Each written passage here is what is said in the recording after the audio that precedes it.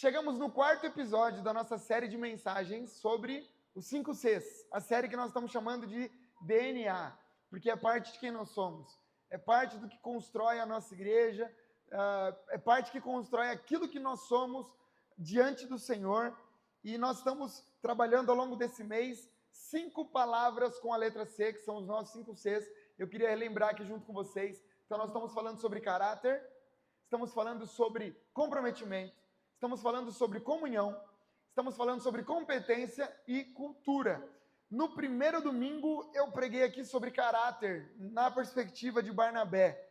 Falamos sobre a vida de Barnabé, um homem, às vezes um pouco desconhecido para muitos de nós, mas que mostrou como é ser um homem de caráter, o que é ser um homem de caráter, um caráter aprovado pelo Senhor. No segundo domingo eu preguei aqui sobre comprometimento na perspectiva de Jairo, um homem que se comprometeu em ver a sua família restaurada, em ver a sua filha voltar à vida, e não parou enquanto isso não aconteceu.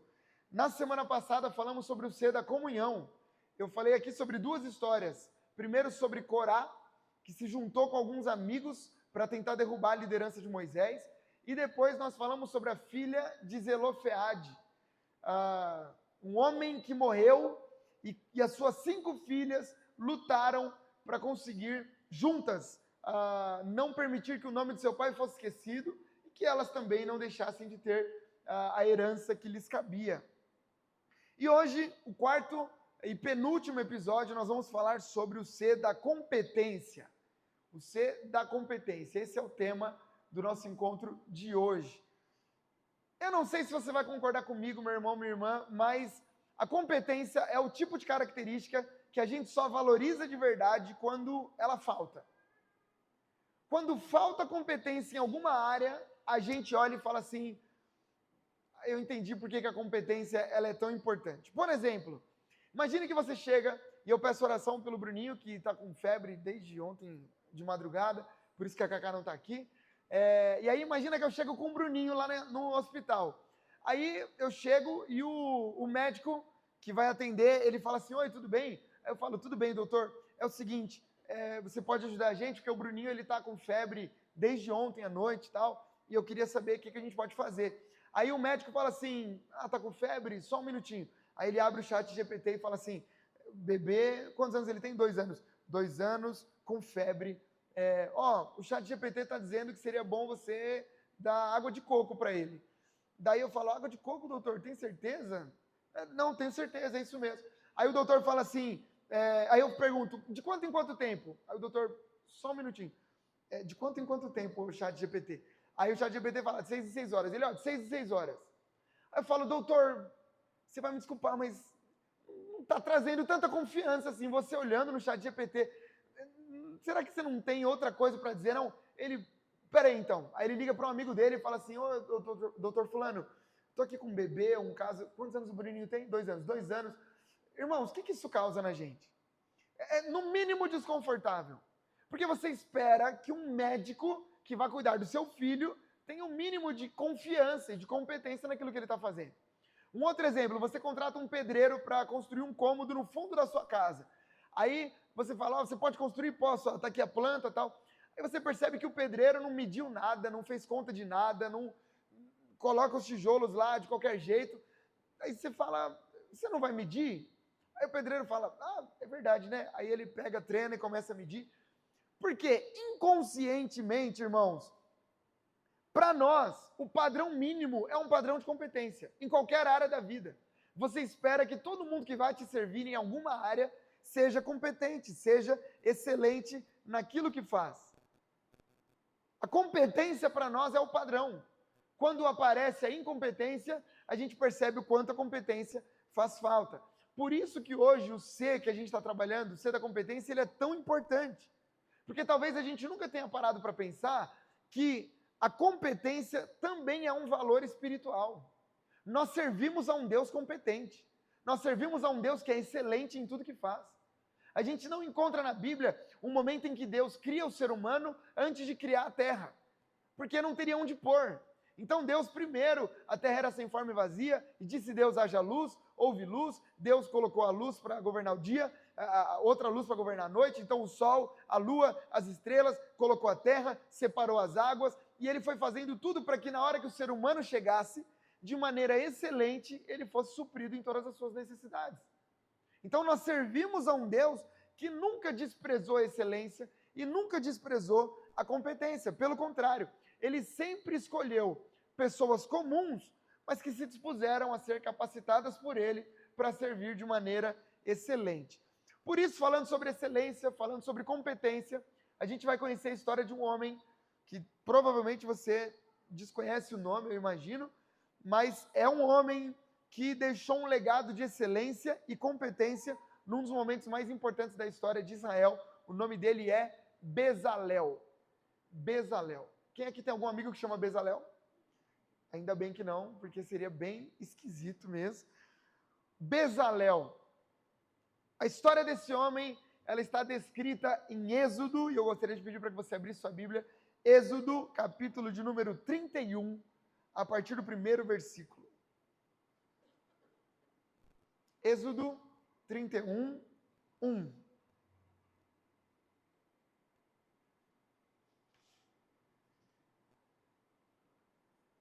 A gente vai ler até o versículo 5. Êxodo 31, de 1 a 5. Se você não trouxe sua Bíblia, esse texto vai ser transmitido aqui no nosso telão, tá bom? Diz assim a palavra do Senhor.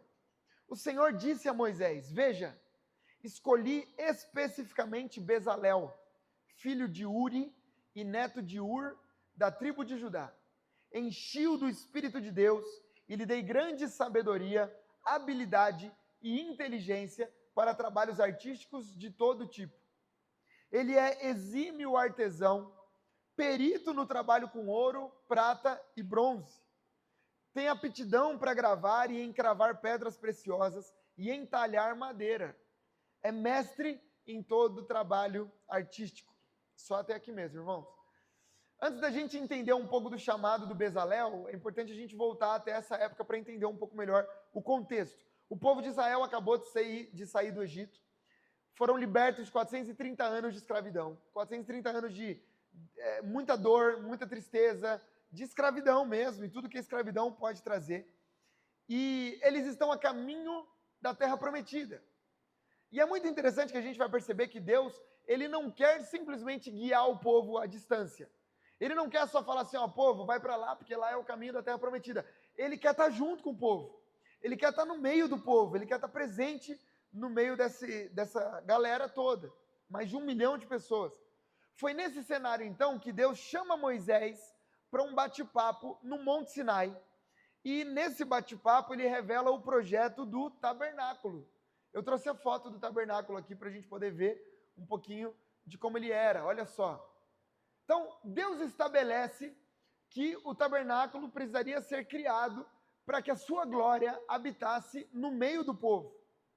Não é só um lugar legal, não é uma tenda bonita, não é uma igreja para o povo ir aos domingos, não. Seria o lugar onde, nesse momento da história, seria como um ponto de contato entre o céu e a terra. Seria onde a glória de Deus habitaria no meio das pessoas. Era o espaço onde a santidade de Deus se revelaria às pessoas. O ambiente de sacrifícios, o ambiente onde as pessoas entregariam o sacrifício pelos seus pecados, onde o Senhor se manifestaria de forma visível. Por isso, cada detalhe era importante. Cada madeira, cada bordado, cada pano que seria usado, cada peça tinha que ser perfeita, porque seria o lugar de habitação de Deus. E aí é que nesse momento Deus faz algo impressionante, porque ele não só dá a Moisés a dimensão desse projeto, como ele diz, eu já tenho o cara que vai guiar todo esse projeto, eu já tenho o engenheiro responsável, eu já tenho alguém que vai assinar por esse projeto e vai liderar toda essa construção. Quem era esse homem? Nosso amigo Bezalel. O significado de Bezalel, o nome dele, já aponta para o motivo dele ser um homem especial. O nome Bezalel significa protegido por Deus. E o mais interessante é que ele não só foi um homem escolhido por Deus, mas não foi escolhido pela sua atuação social, pelo seu status, pela influência que ele exercia. Ele não era profeta, ele não era sacerdote, ele não tinha nada demais. Ele era um simples artesão, ele era um artista. Alguém que pegava a matéria-prima e tinha a habilidade de transformar aquilo em algo especial. A Bíblia diz que ele recebeu sabedoria para trabalhar com ouro, com prata, com bronze, para lapidar pedras preciosas, para entalhar madeira. Então, todo tipo de trabalho artesanal o Bezalel sabia fazer. Então, a gente está diante de um homem que era comum, mas que era muito bom naquilo que fazia, a ponto de chamar a atenção de Deus. Tão bom que Deus viu nele duas coisas principais: a competência e a possibilidade de usar a unção espiritual ao mesmo tempo. A impressão que passa é que Deus olhou para esse momento da história e percebeu que para que a sua presença fosse protegida no meio do povo, lá no tabernáculo, era preciso alguém que entendesse que é possível ser alguém competente e alguém de Deus ao mesmo tempo. É tão bonito, irmãos, que essa é a primeira vez na história da Bíblia, na história da humanidade, em que o Espírito de Deus desce sobre alguém. O Bezalel foi o primeiro homem cheio do Espírito de Deus. Não há um outro exemplo anterior a Bezalel. Quer dizer, na primeira vez que o Espírito de Deus desce sobre alguém, desce sobre um artista, desce sobre um artesão. E olha só que interessante, porque não bastava, Virgílio, esse cara ser simplesmente bom, ou ter boa vontade, na verdade. Não é que Deus olhou e falou: eu quero um cara de bom coração, eu quero um cara que seja legal, eu quero um cara que trate as pessoas bem. Não, nesse momento Deus precisava de alguém competente naquilo que fazia, porque um erro de medida, um erro de corte, uma peça mal encaixada poderia comprometer todo o projeto que Deus tinha estabelecido. Eu acredito que Deus quer corações disponíveis, irmão. Eu acredito que Deus quer gente apaixonada por Ele, mas hoje eu também acredito que Deus espera gente que seja boa naquilo que faz. Eu não sei se a gente tem dimensão do que aconteceu com Bezalel, porque Deus capacitou esse homem para transformar matéria-prima bruta em instrumentos de adoração. Onde todo mundo via qualquer coisa, o Bezalel já via arte para glorificar o Senhor e proteger a presença dele no meio do povo. Essa é a história desse homem. Mas como nem tudo são flores, esse é o capítulo 31. No capítulo 32 a gente tem uma cena muito triste. Porque, lembra, o Moisés está lá em cima no Monte Sinai, recebendo as informações de Deus. Olha só a bagunça que acontece lá embaixo do monte, enquanto Moisés está lá em cima. Êxodo 32, 1. Ao ver que Moisés demorava a descer do monte, o povo se juntou ao redor de Arão e lhe disse: venha, faça para nós deuses que nos conduzam, porque a esse Moisés, o homem que nos tirou do Egito, não sabemos o que aconteceu. Arão respondeu-lhes: tirem os brincos de ouro das suas mulheres, dos seus filhos, das suas filhas e tragam para mim. Todos tiraram os brincos de ouro que tinham nas orelhas e os levaram a Arão.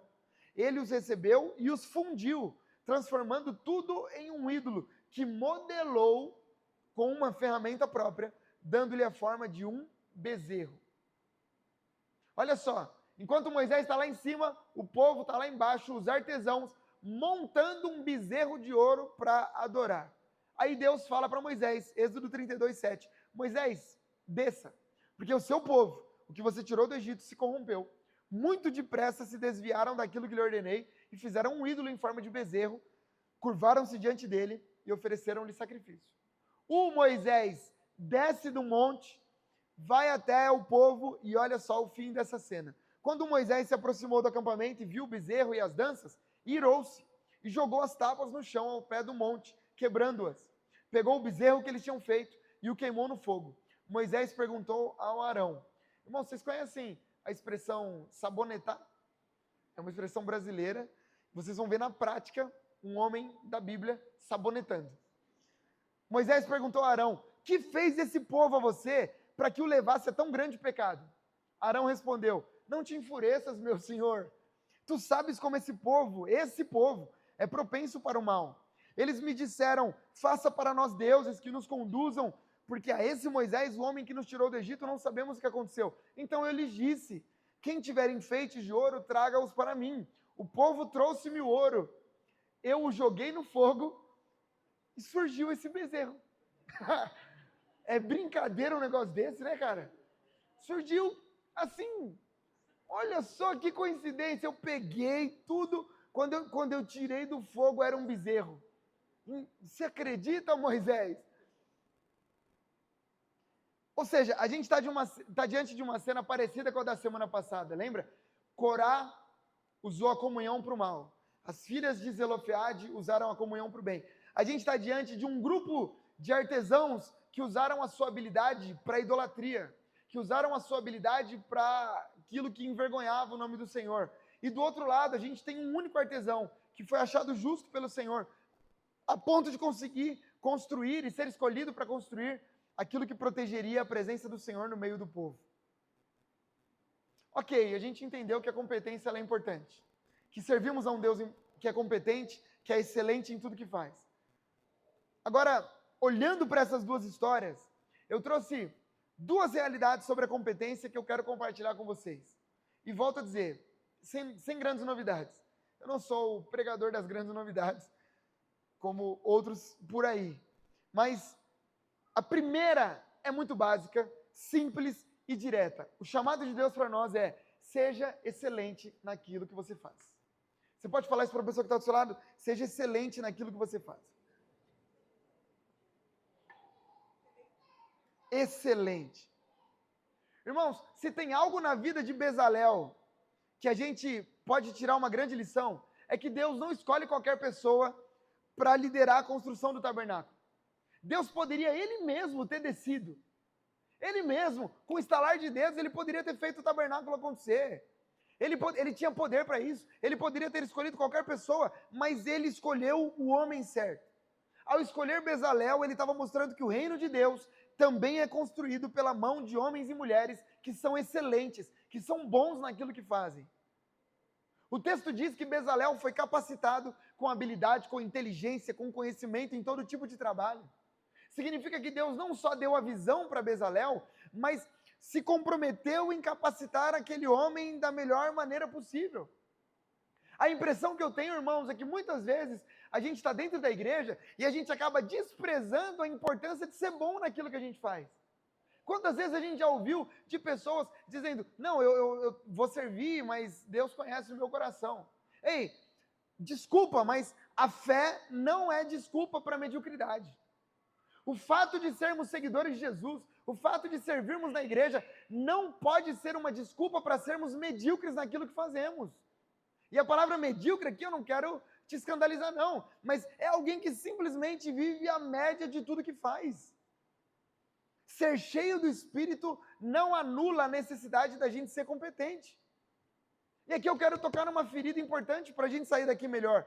Quando a gente entra num hospital, como eu disse no começo, e a gente precisa de um médico, a gente não quer só um cara que tem boa vontade. A gente não quer só alguém que seja um homem de Deus. Não, você tem uma cirurgia para fazer no coração. Não, aquele irmão é da oração. O problema é dele, ele pode orar também, mas quantas faculdades ele tem?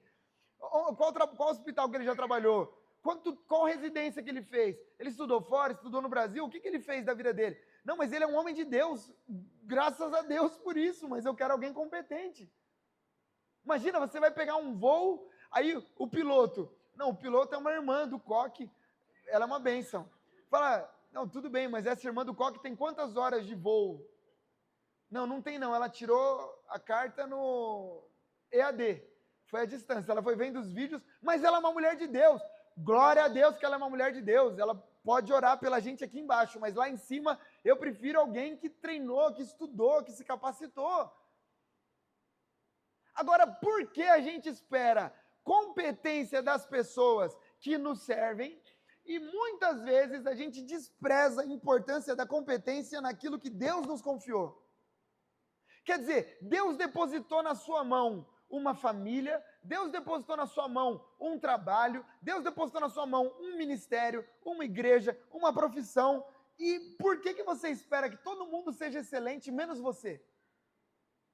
Vou tocar na ferida aqui de quem é crente antigo agora. A gente já viu isso acontecer. O irmão recebe a oportunidade para pregar. Aí chega o primeiro dia dele pregar. Aí ele chega, né? E era assim: saúde os irmãos com a paz do Senhor, amém? Amém. Irmãos, eu já quero começar pedindo perdão. Por isso que eu falo longe do microfone assim, porque eu não gosto desse tipo de coisa. Aí eu quero começar pedindo perdão aos irmãos, que essa semana foi uma semana muito desafiador. O inimigo se levantou lá na minha casa. Olha, foi terrível demais. A minha esposa estava impossível e eu não consegui preparar a pregação do jeito que eu gostaria. Meu filho ficou doente, meu papagaio engasgou e meu cachorro essa semana, nossa, estava terrível. Mas Deus conhece o meu coração. Glória a Deus, Deus conhece o coração. Que desculpa esfarrapada para ser medíocre. Não, pastor, mas eu quero cantar. Mas quanto tempo de aula você fez? Não fiz, porque Deus conhece o meu coração. Não é só sobre o talento. Não é para Deus, para a gente é. Eu não vou querer ficar ouvindo você aqui cantar se você não sabe cantar. Igual você não viria me ouvir pregar se eu não soubesse ler. Quer dizer, a gente vai dando desculpa para nossa incompetência, para nossa falta de excelência, jogando a culpa em Deus. Deus conhece o meu coração. Meu amigo, o fato de Deus conhecer seu coração devia fazer você tremer na base. Porque Deus sabe que você poderia ter se preparado melhor e não preparou. Deus sabe que você poderia estar cuidando melhor do seu trabalho e não está.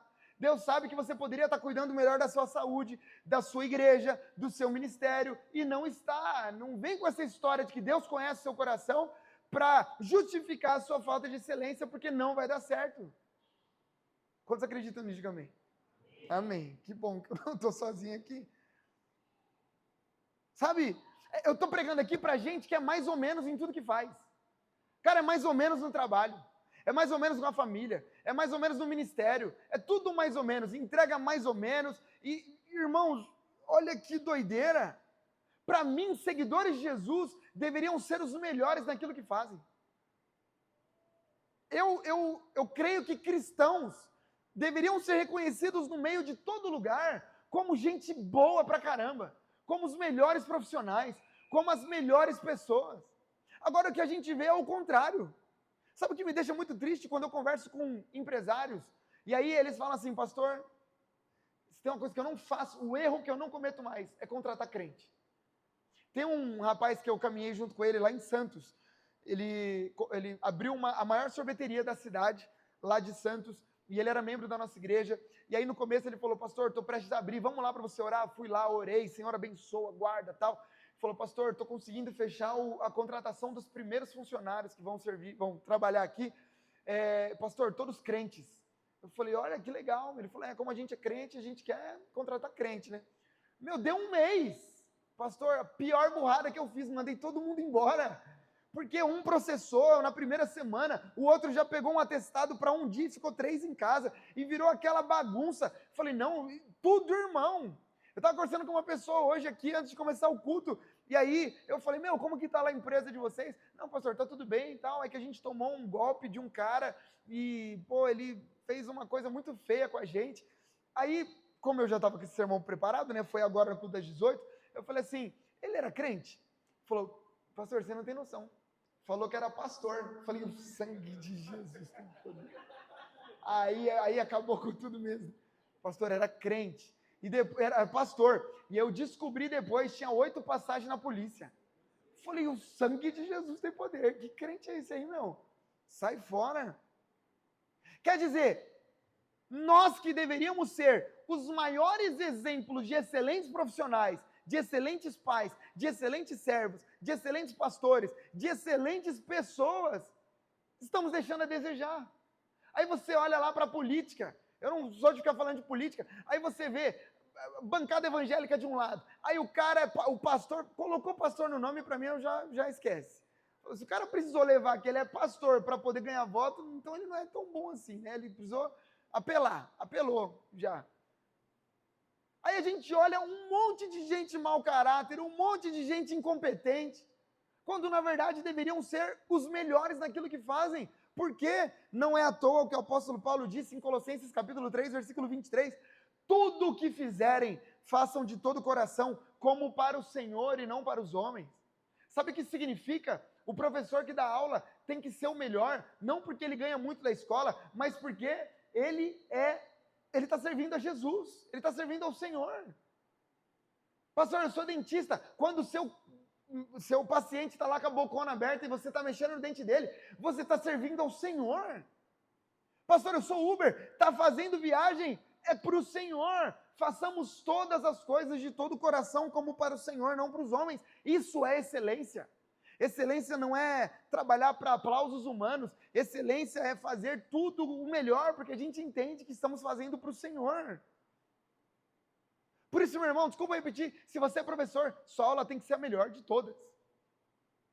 Pastor, mas como que eu vou ser o melhor no meu trabalho se a empresa que eu trabalho paga mal, se o meu chefe é insuportável e você não está trabalhando para a empresa nem para o seu chefe, você está trabalhando para o Senhor. É o Senhor quem está vendo o seu trabalho e é Ele quem vai te recompensar. Se você serve na igreja, não entregue qualquer coisa, entregue o seu melhor, seja na recepção, seja no staff, seja no som, na iluminação, em qualquer lugar onde você serve. Por quê? Porque nós estamos servindo ao Senhor. E aí, sabe o que acontece quando a gente vive assim? A nossa vida se torna uma referência. As pessoas vão olhar de longe, vão ver o nosso jeito de trabalhar, vão ver o jeito que a gente trata a nossa esposa, vão ver o jeito que a gente cuida da nossa casa e vão perceber, ali vai alguém que leva Deus a sério. Por quê? Porque faz tudo como se fosse para o Senhor. É por isso que quando a gente varre o chão da igreja, isso se torna adoração. Não é simplesmente tirar a sujeira, não, é adoração ao Senhor. Agora, irmãos, a excelência ela é uma escolha diária, uma decisão. Nós decidimos pela excelência. E é uma decisão que tem que começar nas pequenas coisas. Porque é nas pequenas coisas que Deus vai medindo se Ele pode confiar para a gente coisas maiores ou não. Foi isso que Jesus disse. Quem é fiel no pouco, também vai ser fiel no muito. Quem não é fiel no pouco, não vai ser fiel no muito. Aí tem gente que está orando por coisas maiores. Está falando, puxa Senhor, por favor, abre uma porta melhor de emprego. Como que Deus vai abrir se você não cuida da porta que Ele já abriu? Como que Ele vai confiar coisas maiores para você, se naquilo que Ele já confiou, você não está sendo competente?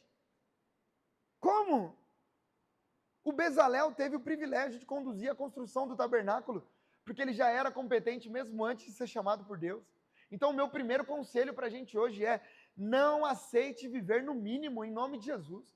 Vamos romper com essa ideia de mediocridade, vamos romper com a média.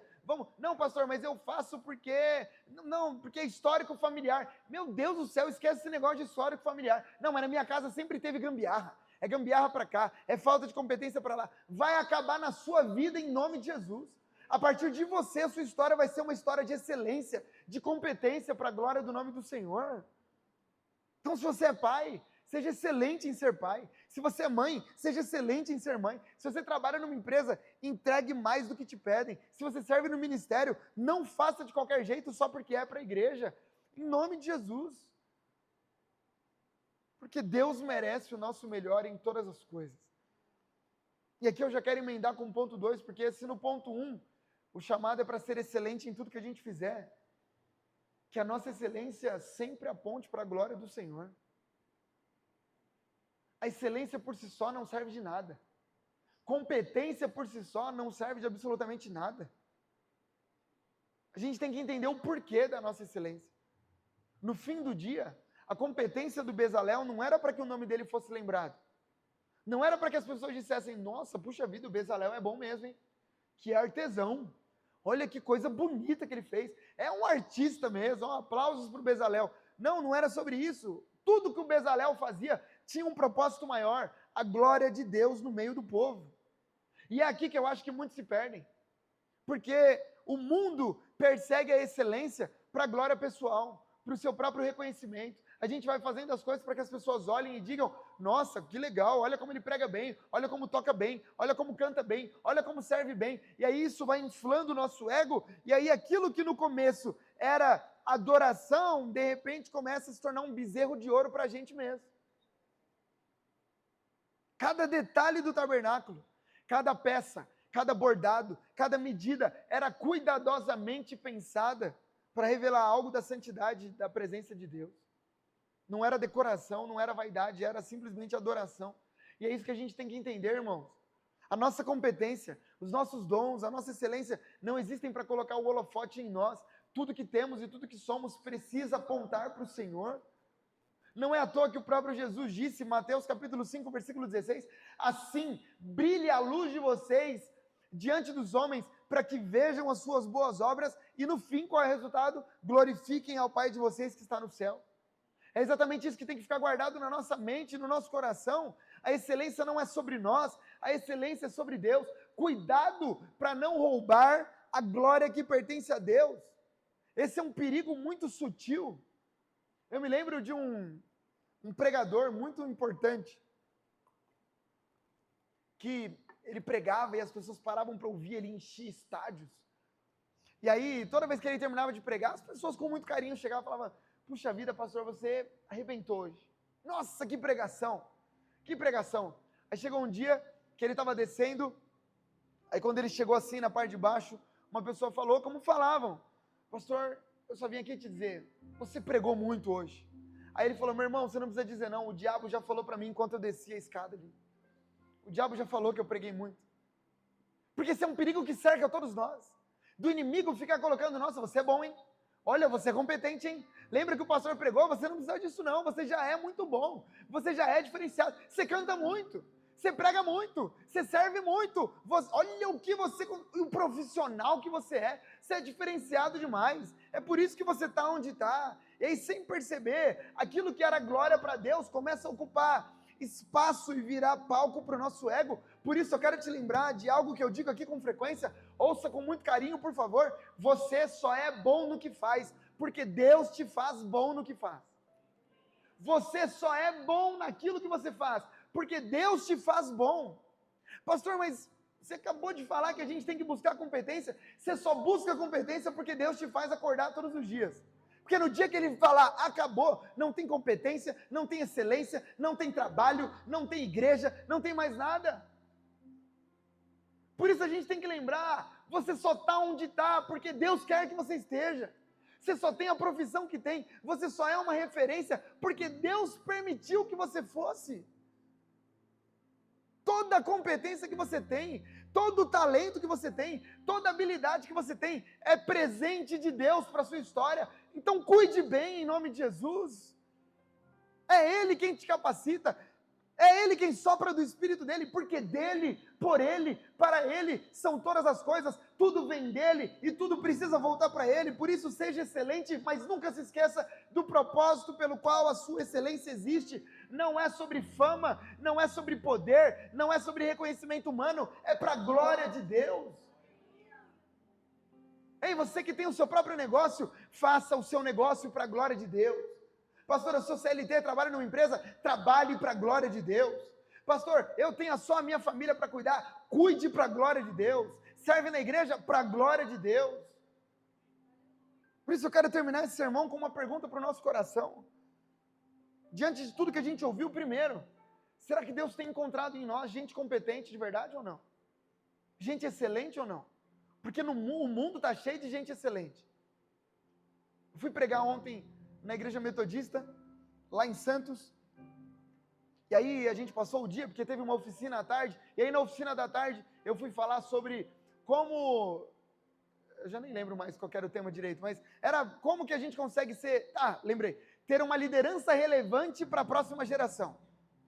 Como falar a língua que a próxima geração quer ouvir, ou consegue ouvir.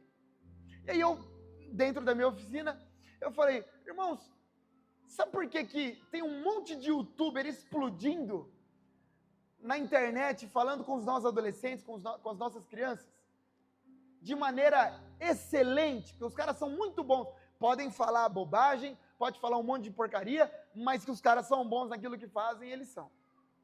Sabe por que eles explodem muito mais que nós? Porque eu acho que eles buscam a excelência muito mais que nós. Por que a gente, durante tanto tempo, a gente deixou de lado, por exemplo, o investimento cristão em bons filmes? Porque os filmes de antigamente da igreja, você vai me desculpar, mas não dava para competir com Titanic. Não dava para competir com os filmes de Hollywood. Ah, pastor, mas é porque não vendia. Ou será que a gente deixou de lado? A gente que eu digo, os cristãos.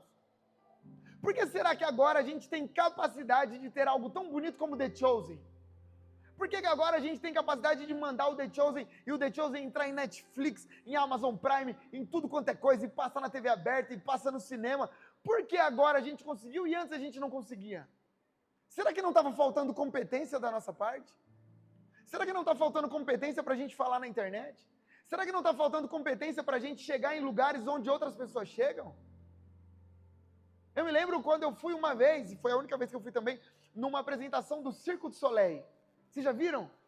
É um negócio absurdo. Os melhores artistas de todas as áreas estão lá. Eu fiquei pensando, Lara, por que a gente não tem um Cirque du Soleil cristão?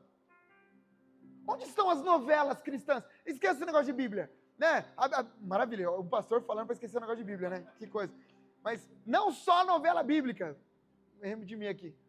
Não só novela bíblica. Cadê as novelas de verdade, com a vida real, com princípios cristãos? Onde estão as séries que vão abalar o mundo e vão fazer sucesso de homens cristãos, de mulheres cristãs com princípios da palavra de Deus? O que eu estou falando é, será que não é hora da gente usar um pouco mais de competência para levar o reino de Deus um pouco mais forte adiante? Então, minha primeira pergunta é, será que nós temos usado a nossa competência para construir aquilo que Deus se agrada? E em segundo lugar, será que estamos sendo competentes para a glória de Deus? Será que Deus tem se alegrado com o jeito que você tem lidado com o seu trabalho? Será que seu trabalho tem apontado para a glória de Deus? Será que o jeito que você trata seus funcionários está apontando para a glória de Deus? Será que o jeito que você trata seus amigos de trabalho, sua família, sua esposa, seu esposo, o seu ministério, será que você tem se preparado? Irmãos, eu não quero que você fique com dó não e nem fique, ai meu Deus, eu gasto mais ou menos umas 8 horas, 9 horas para preparar um sermão toda semana de 30 minutos. Por quê? Porque vocês merecem? Não, porque eu sirvo ao Senhor. Que vai chegar um dia em que eu vou estar diante de Deus e Deus vai falar, Diego, eu prefiro que ele diga, caramba, você gastou tempo demais, hein? Você tinha dificuldade de preparar um sermão de 35 minutos. Pô, 8 horas, não precisava disso tudo não, era demais. Eu prefiro que ele diga isso do que ele diga assim, caramba, hein, Diego, 20 minutos para preparar um sermão de 30, você estava rápido, hein, meu? Estava lendo de qualquer jeito, estava escrevendo de qualquer jeito. Não, porque o meu negócio é com vocês depois. Vocês são o segundo plano. O meu primeiro plano é com o meu chefe de verdade, que é o Senhor. Eu oro para que você pense sobre isso. Quando você preparar uma aula para a escola bíblica, quando você preparar um aconselhamento, quando você preparar o seu GC, o seu Alfa, quando você decidir servir na escola bíblica, sei lá, em qualquer lugar da nossa igreja, que você se lembre de que você não está servindo a mim, não está servindo a pastora Ana, não está servindo a pastora Patrícia, pastor Márcio, pastor Alex, não, você está servindo ao Senhor. E Ele merece o nosso melhor. Que Deus nos encontre como Bezalel, gente de Deus, cheia do Espírito, mas competente naquilo que faz. Em nome de Jesus. Eu quero orar por você. Se você pode, se coloque de pé onde você está.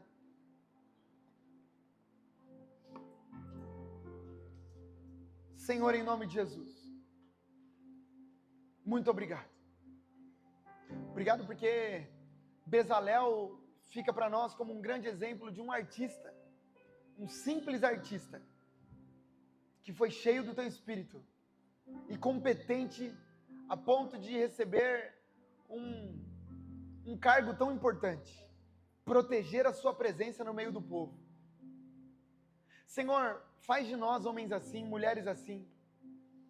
Senhor, que não nos falte competência no nosso trabalho, que sejamos os mais competentes, e que quando as pessoas começarem a perguntar por que somos tão bons naquilo que fazemos, a gente seja capaz de dizer, é tudo para a glória do Senhor. Eu sirvo como se fosse para o Senhor, porque no fim das contas é. Pai, que nunca a mediocridade encontre espaço no nosso coração. Livra-nos de ser uma igreja medíocre. Livra-nos de sermos pastores medíocres. Livra-nos de sermos cristãos medíocres. Pai, mas que a média nunca seja o nosso lugar. Porque o Senhor não esteve na média, o Senhor entregou tudo que tinha, o Senhor entregou o seu próprio Filho, e ó Pai, se o Senhor deu o seu melhor, chegou a nossa vez de dar o nosso melhor. Há muitas igrejas que estão aí por afora, dizendo agora que é para entregar o melhor do seu dinheiro. Não, isso não é sobre dinheiro, nós estamos falando sobre vida. Estamos falando sobre entregar tudo que temos e tudo que somos, o melhor da nossa história, o melhor dos nossos dias, o melhor da nossa saúde, o melhor da nossa família, para a glória do seu nome, porque a gente sabe, nós fomos feitos para algo maior, fomos feitos para algo maior. Por isso, ó Deus, que a gente nunca se encontre nesse lugar, mas que o Senhor possa contar com a gente, porque somos homens de Deus, mulheres de Deus, e somos bons naquilo que fazemos, para a glória do seu nome. Nós oramos em nome de Jesus. Amém e amém.